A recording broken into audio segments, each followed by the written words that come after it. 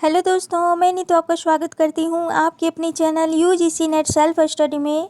और जैसा कि हम लोग घटना चक्र सीरीज कर रहे हैं, जिसमें हम लोग रीति काल तक कंप्लीट कर चुके हैं। अगर आप नहीं देखे अभी तक तो ज़रूर से देख लें, उसकी प्लेलिस्ट मैंने बना चुकी है, तो वो ज़रूर से देख लें। और जिन बंधुओं ने बोला था कि मैम टेलीग्राम लिंक दीजिए, तो मैं टेलीग्राम पर लिंक शेयर कर चुकी हूँ, तो आप ज़रूर से जुड़ जाएं उसे। मैंने बना दिया है टेलीग्राम ग्रुप को, और वहाँ मैं पीडीएफ शेयर कर दूँगी, ठीक है। और मैंने बहुत सारा पीडीएफ भी शेयर कर चुका है, जो मैंने करवाया है इम्पोर्टेंट क्वेश्चन वाले। तो एमसीक्यू जो था मैंने वो वहाँ पे शेयर कर दिया है, ठीक है। तो आप ज्वाइन हो जाएं उससे। और जहाँ तक बात रही इस वीडियो की, तो मैं कंटिन्यू लेकर आने वाली हूँ, क्योंकि मैंने कमेंट बहुतों का देखा कि ये वीडियो उनके लिए काफ़ी इम्पोर्टेंट है, क्योंकि वो पीजीटी और टीजीटी बीपीएससी द्वारा ली जाने वाली एग्ज़ाम में बैठने वाले हैं। तो आप बिल्कुल भी बेफिक्र रहें, ये मैं जो सीरीज़ है डेली लेकर आने वाली हूँ, आपके एग्ज़ाम तक पूरी कंप्लीट मैं करा दूँगी। और जितने भी महत्वपूर्ण फैक्ट हैं अलग से वो भी करवा दूँगी, ताकि आपको एग्ज़ाम में पूरी हेल्प मिल सके मेरे द्वारा, ठीक है। और यूजीसी नेट के एस्पिरेंट भी इस वीडियो को ज़रूर से देखें, क्योंकि अगर आपको यहाँ से क्वेश्चन मिल रहा है, इसके कंटेंट भी मिल रहा है साथ साथ, तो इससे अच्छा आपको और बुक नहीं मिल सकता है दूसरा, ठीक है। तो ज़रूर से देखें, क्योंकि यहाँ पे चारों ऑप्शन हम लोग करते हैं और उसके कंटेंट को भी भली भांति देखते हैं। और यहाँ पे मेन बात है कि टॉपिक वाइज हो रही है।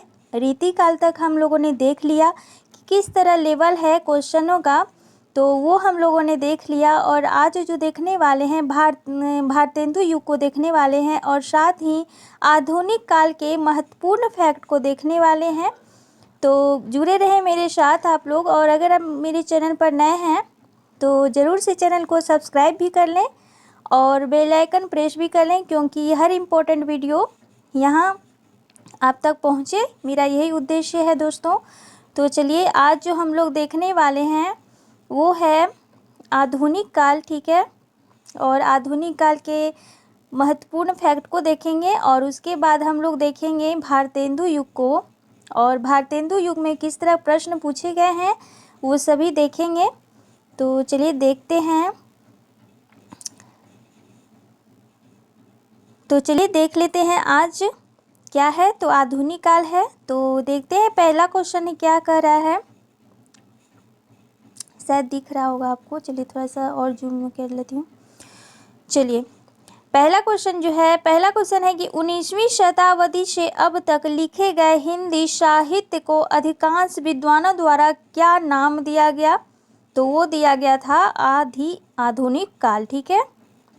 और ये केवीएस प्रवक्ता में पूछी गई प्रश्न है, तो यहाँ पे उतना इम्पोर्टेंट नहीं है, वही दिया गया 1850 ईस्वी में हिंदी साहित्य का आधुनिक काल आरंभ जब होता है।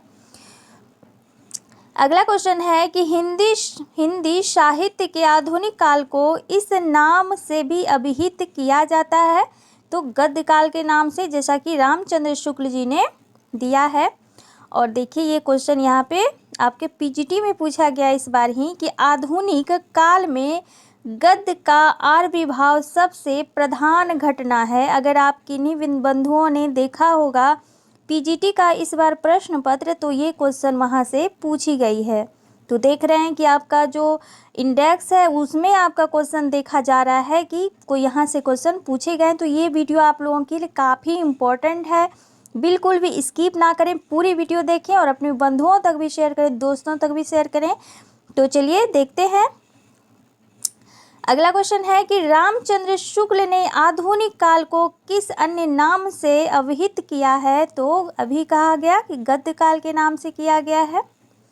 अगला क्वेश्चन है कि ब्रज भाषा में आधुनिक कालीन प्रसिद्ध कवि कौन रहे हैं। तो ब्रज भाषा में पूछा गया, ठीक है। तो ये जगन्नाथ दास रत्नाकर आधुनिक काल में ब्रज भाषा के सबसे चर्चित कवि रहे हैं, जगन्नाथ दास रत्नाकर। और देख लेते हैं इनके बारे में थोड़ा सा हम लोग। ब्रजभाषा के आधुनिक कालीन प्रसिद्ध कवि जगन्नाथ दास रत्नाकर हैं। इन्हें ब्रजभाषा काव्य का अंतिम प्रौढ़ कवि भी माना जाता है। इनके प्रसिद्ध काव्य हिंडोला, हरिश्चंद्र, गंगा अवतरण, उद्धव शतक, कालकाशी, समस्या पूर्ति, जयप्रकाश, सर्वस्व, धनाधरी, नियम, गंगा, विष्णु लहरी, रत्नाष्टक, वीराष्टक, प्रकीर्णन आदि महत्वपूर्ण है। तो इसमें आपका गंगा अवतरण आपको याद रखना है, हिंडोला याद करना है, उद्धव शतक याद रखना है और बाकी उतना इम्पोर्टेंट नहीं है। ठीक है, अगले देख लेते हैं। जगन्नाथ दास रत्नाकर का जन्म कब हुआ था? तो 1866 ईस्वी में वाराणसी में और मृत्यु 1932 ईस्वी में हरिद्वार में हुआ था। तो ये कर्म से पूछा गया है इस बार भी पीजीटी में आपका। तो ये इनके जन्म को आपको याद रखना है कि जन्म इनका 1866 में हुआ है। बिहारी इनके सबसे प्रिय कवि रहे हैं। शतसही पर लिखी हुई इनकी टीका है बिहारी रत्नाकर, और यही बिहारी रत्नाकर में उन्होंने 713 दोहे को बताया है जो एग्जामों में पूछी जाती है। तो किन्हीं को ये पता होगा कि 713 दोहे जो है बिहारी की मानी जाती है, किनके अनुसार मानी जाती है? तो ये हैं जगन्नाथ दास रत्नाकर, क्योंकि बिहारी शतसही में टोटल 719 दोहे हैं, लेकिन इन्होंने 713 ही माना है। तो यहाँ पे आप कंफ्यूज नहीं होना है, अगर इनके अनुसार भी पूछा जाए तो आपको 713 ही लगाना है। ठीक है, चलिए अगला देख लेते हैं। तो उद्धव शतक के बारे में दिया गया है कि ये प्रौढ़तम काव्य है। अगला क्वेश्चन है कि रत्नाकर शब्द किस कवि के साथ जुड़ा हुआ है? तो ये जगन्नाथ दास रत्नाकर के साथ जो है, ध्यान रखना है। इनमें से जगन्नाथ दास रत्नाकर की कृति छांटिए। तो ये उद्धव शतक है इनकी कृति, बाकी गीतावली तुलसीदास की है, भ्रमर गीत सूरदास की है, रश्मि रथी दिनकर जी की है। अगला क्वेश्चन है उद्धव शतक के रचनाकार कौन है? तो यही है जगन्नाथ दास रत्नाकर जी। उद्धव शतक में छंदों की संख्या पूछी गई है, यहाँ पे छंदों की संख्या, और इसमें स्टार दिया गया है। तो छंदों की संख्या तो इसमें 118 है, जो कि कहीं नहीं दिख रहा है, तो ये गलत होगा। चलिए देख लेते हैं इसके इंडेक्स को। राम प्रसाद मिश्र ने अपनी पुस्तक खरी बोली कविता में विरह वर्णन, ठीक है, ये आपको ध्यान रखना है, ये बुक का नाम, क्योंकि हो सकता है कि पूछ लिया जाए। क्योंकि मैंने जब पीजीटी के प्रश्न पत्र को गंभीरता पूर्वक देखा तो मुझे पता चला कि ज़्यादातर जो क्वेश्चन हैं वो हिंदी व्याकरण से पूछे गए हैं, और हिंदी व्याकरण में भाषा विज्ञान से पूछे गए हैं। जो भाषा साहित्य से ज़्यादातर क्वेश्चन पूछे गए हैं, चाहे वो वर्णों का कर्म हो, या फिर किसी के द्वारा वर्णों का दिया गया नाम हो, या फिर जितने भी ज़्यादातर भोला शंकर से पूछे गए हैं प्रश्न, और उनकी बुक से पूछी गई है प्रश्न, और फिर खरी बोली और अपभ्रंश ब्रजभाषा आदि जितने भी क्षेत्रीय भाषा हैं सभी से पूछी गई है, और उनकी उपभाषाओं से भी प्रश्न है। तो कुल मिलाकर यहाँ पे यह देख सकते हैं कि जो भाषा साहित्य से ज़्यादातर क्वेश्चन पूछी गई है पीजीटी में। तो ये जो बुक है आपको ध्यान में रखना है कि खरी बोली कविता में विरह वर्णन जो है ये राम प्रसाद मिश्र की बुक है, और उन्होंने लिखा है कि उद्धव शतक में 118 छंद हैं, जैसा कि अभी मैंने बताया। और उद्धव शतक जो है किसकी है? तो जगन्नाथ दास रत्नाकर की प्रसिद्ध कृति है। यह भ्रमर गीत परंपरा का काव्य है। गोपी उद्धव संवाद इसका वर्ण विषय भी आपको ध्यान रखना है। उद्धव शतक एक तरह से विरह काव्य है, किंतु विरह की तीव्र अनुभूति के साथ गोपियों द्वारा का उत्कट प्रेम भी इसमें पूर्ण रूप से अभिव्यक्त किया गया है। तो इस श्रृंगार काव्य ही मानते हैं लोग इन्हें। चलिए महत्वपूर्ण फैक्ट देख लेते हैं। रत्नाकर ने श्रृंगार और वीर दोनों रसों में रचनाएं की है। ध्यान रखना आपको, इन्होंने अंग्रेजी कवि पोप के ऐसे ऑन क्रिटिसिज्म का रोला छंदों में समालोचना दर्श नाम से अनुवाद किया है। तो ये बहुत ही इम्पोर्टेंट है, पूछी जाती है। रत्नाकर के काव्य ग्रंथों में तो देख लिए हम लोग, हिंडोला है, हरिश्चंद्र है, उद्धव शतक है, गंगा अवतरण है, कलकाशी है, श्रृंगार लहरी है, गंगा विष्णु लहरी है, रत्नाष्टक है, वीराष्टक है, फुटकल रचनाएं हैं। तो सभी देख लिया हम लोगों ने पहले ही। आगे देखते हैं कि रत्नाकर ने साहित्य सुधा निधि मासिक पत्रिका का भी संपादन किया है, तो ये पत्र को भी ध्यान में रखना है। फारसी और संस्कृत के ज्ञाता, प्राचीन साहित्य के मर्मज्ञ विद्वान तथा उच्च कोटि के कवि कौन है? तो गंगा रत्नाकर जो हैं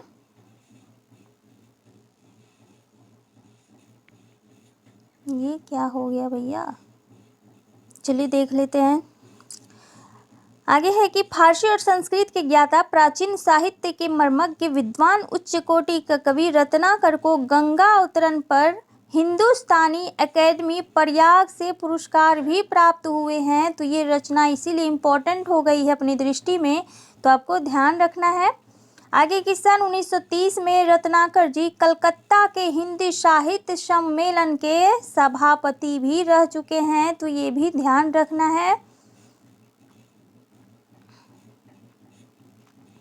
अगला क्वेश्चन देखते हैं कि रत्नाकर कृत गंगा अवतरण में किस छंद को लिया गया है, यानी कि गंगा अवतरण जो है किस छंद में लिखा गया है? तो ये रोला छंद में लिखा गया है। अगला क्वेश्चन है, उद्धव शतक से ही ली गई है पंक्तियां हैं, देखिए। हमको लिखियो है कहाँ, हमको लिखियो है कहाँ, हमको लिखियो है कहाँ, कहन सभे लगी में पुनरुक्ति द्वारा क्या बोध होता है? तो इसमें भावोत्कर्ष का यहाँ पे विवेचना दिख रहा है, की गई है। रत्नाकर के उद्धव शतक से ये ली गई है पंक्तियां।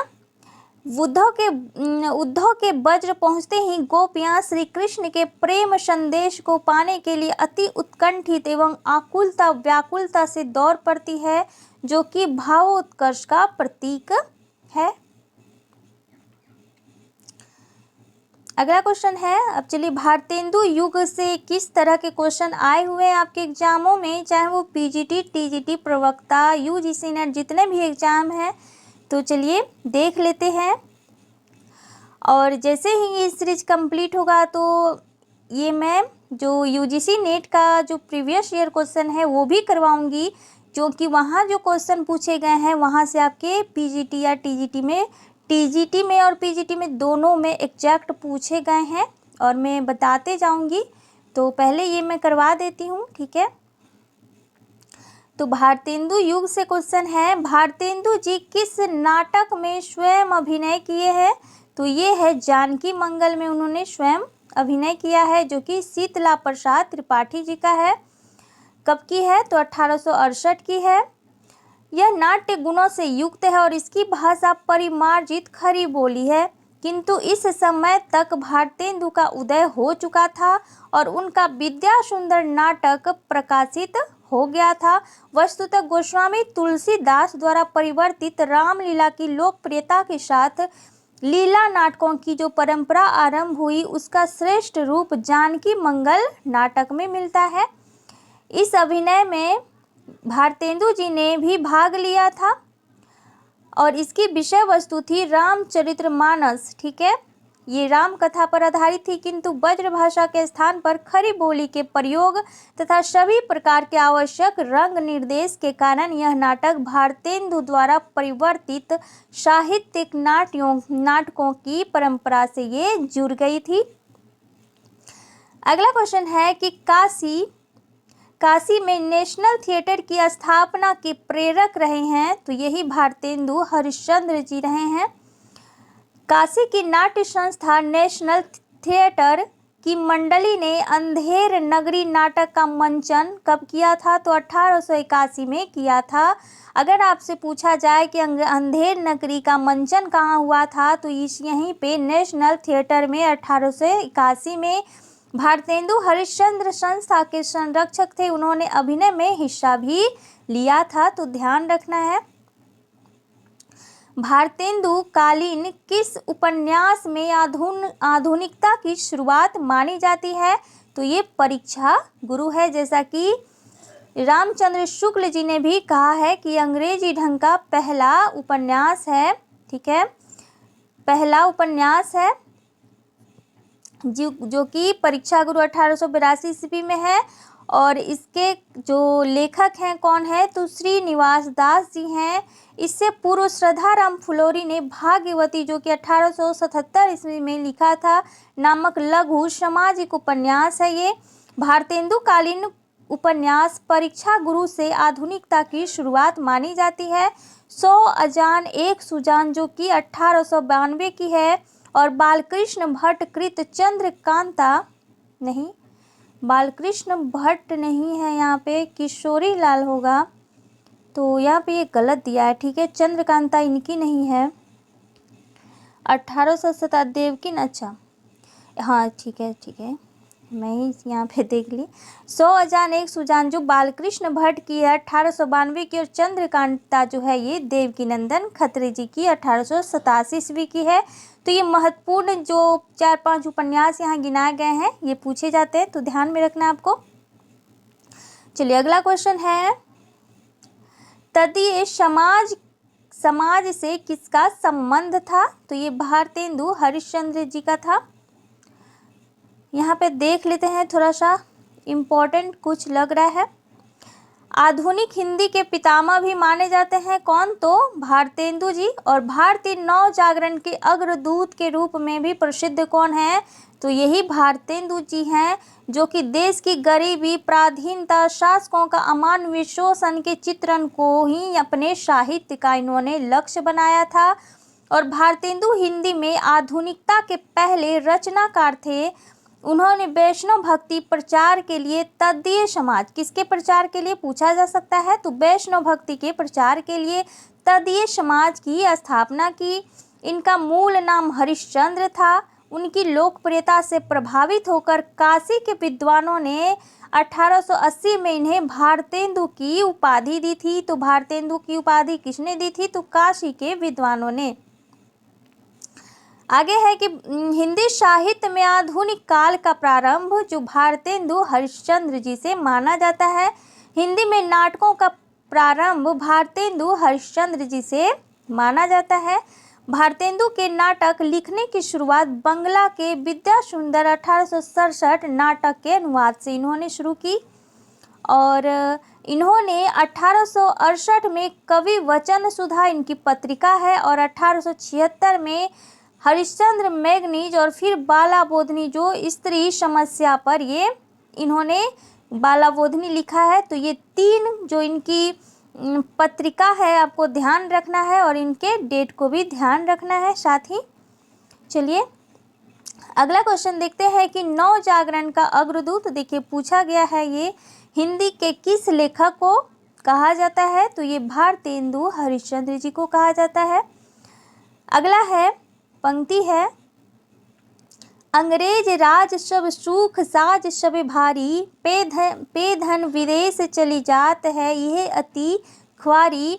तो ये जो पंक्तियां हैं ये भारतेंदु हरिश्चंद्र जी के द्वारा कही गई है, और ये कहाँ से ली गई है, तो ध्यान रखना है आपको, ये भारत दुर्दशा से ली गई है, ध्यान रखना है, ठीक है।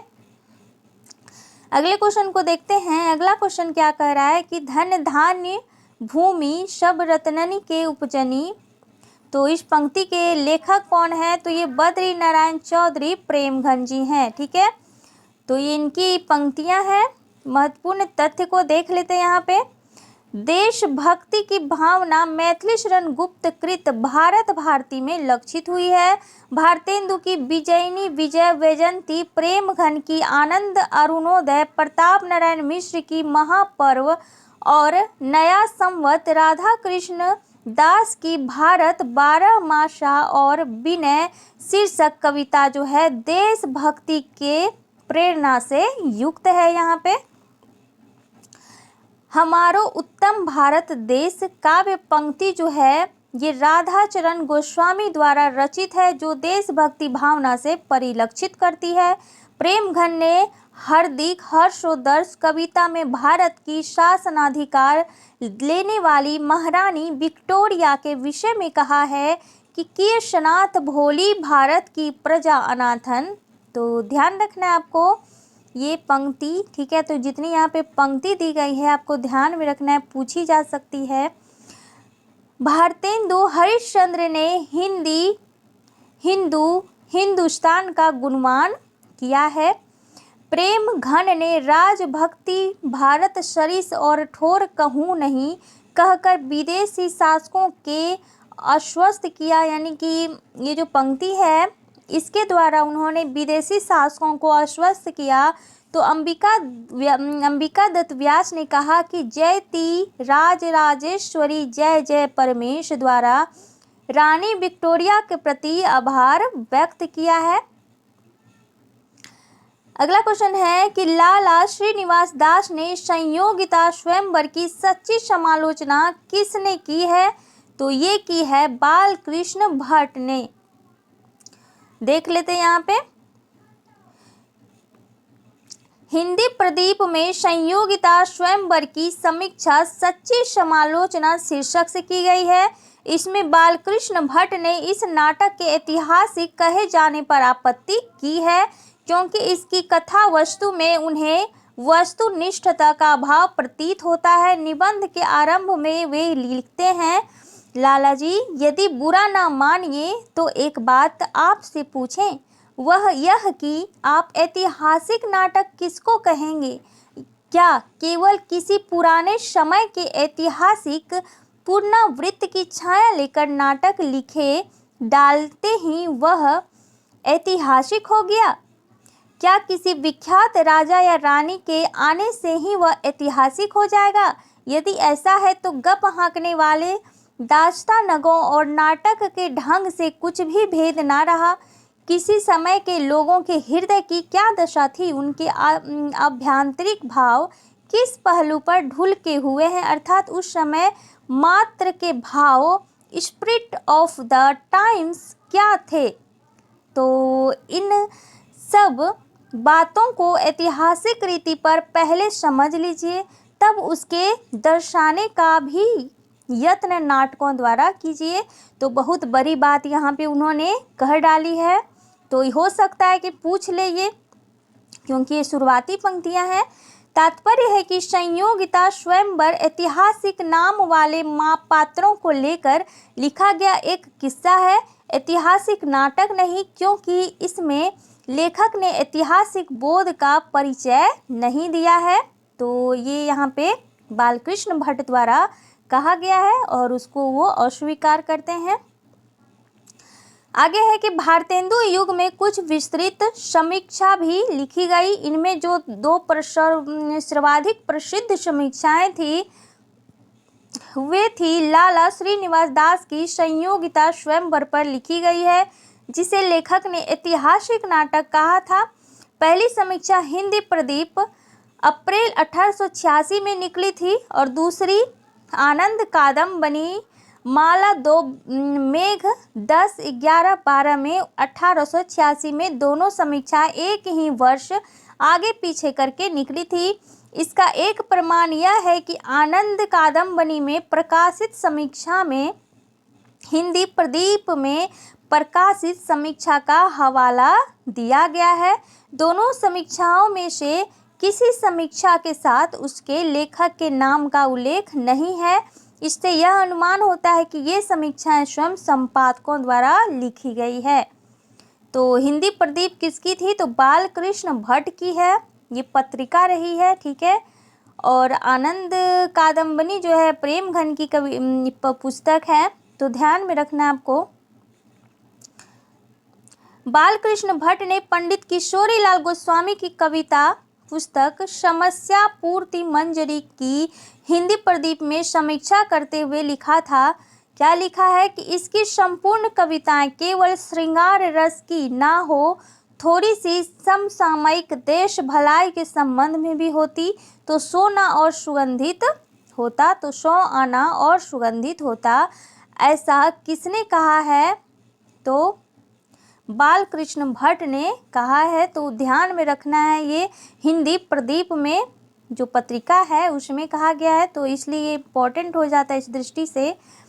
इसी प्रकार उन्होंने शंकर दीक्षित नामक एक कवि की कविता माधुरी विलास की समीक्षा करते हुए हिंदी प्रदीप में ही यह लिखा था कि देशोपकारी बातों पर यह कविता की जाती तो अधिक लाभ है। तो ये समीक्षा पूर्ति है जो कि बालकृष्ण भट्ट ने किया हुआ है। तो ये सभी के बारे में दिया गया है। जो इम्पोर्टेंट है वही मैं करा रही हूँ।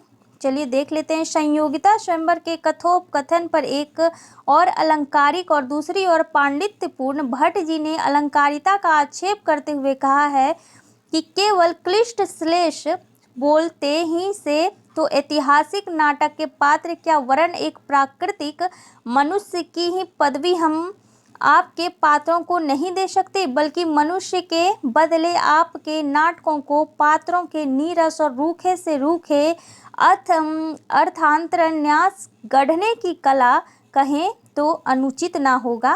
तो ये उन्होंने संयोगिता स्वयंवर के बारे में समीक्षा प्रकट की है। आगे है कि आनंद कादंबरी में प्रकाशित समीक्षा जो कि प्रेम घन सर्वस्व जो द्वितीय संस्करण था भट्ट जी की समीक्षा में से बरी है। इसमें संयोगिता स्वयंवर की समीक्षा संयोगिता स्वयंवर नाटक के नाम से प्राप्ति स्वीकार व समालोचना स्तंभ के अंतर्गत ही की गई है। प्रेमघन ने हिंदी प्रदीप की समीक्षा पर अपना संतोष प्रकट करते हुए लिखा है कि नाट्य रचना के बहुत शेष हिंदी प्रदीप ने अपनी सच्ची समालोचना में दिखलाए हैं, अतः उसमें हम विस्तार नहीं देते। हम केवल यहाँ अलग अलग उन दोषों को दिखलाना चाहते हैं जो प्रधान और विशेष है। तो ये प्रेमघन ने हिंदी प्रदीप की समीक्षा पर अपना संतोष व्यक्त किया है। रणधीर प्रेम योगिनी मोहिनी लाला श्रीनिवास दास का संयोगिता स्वयंवर से पहले का नाटक है। यह नाटक भट्ट जी को पसंद आया था। उन्होंने उनके अनुसार ट्रेजेडी के किस्म का यह पहला नाटक है जो हिंदी भाषा में लिखा गया है। तो यहाँ से ये आपको ध्यान रखना है, ठीक है। इसमें श्रृंगार, हास्य और करुण तीनों रसों का उत्तम रीति से निर्वाह देखने को मिला है। इसके साथ साथ इस नाटक में सदुपदेश भी थे और पात्रों का आदर्श एवं यथार्थ रूप का भी यहाँ पे चित्रण देखा गया है।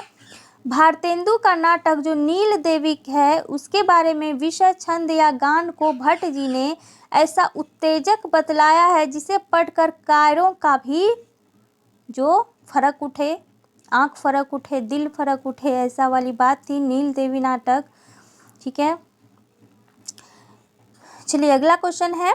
तो वो जितने भी इंडेक्स थे वो मैंने पढ़ डाले। आपको ऐसा नहीं लगना चाहिए कि वीडियो ज़्यादा लॉन्ग हो रहा है, क्योंकि वो पढ़ना आवश्यक है, क्योंकि वहाँ पे कोटेशन दिया हुआ है जो कि पूछा जाता है और इसी तरह से कोटेशन जो फर्स्ट पंक्ति हो वो उठाया जाता है, भूमिका से प्रश्न उठाए जाते हैं।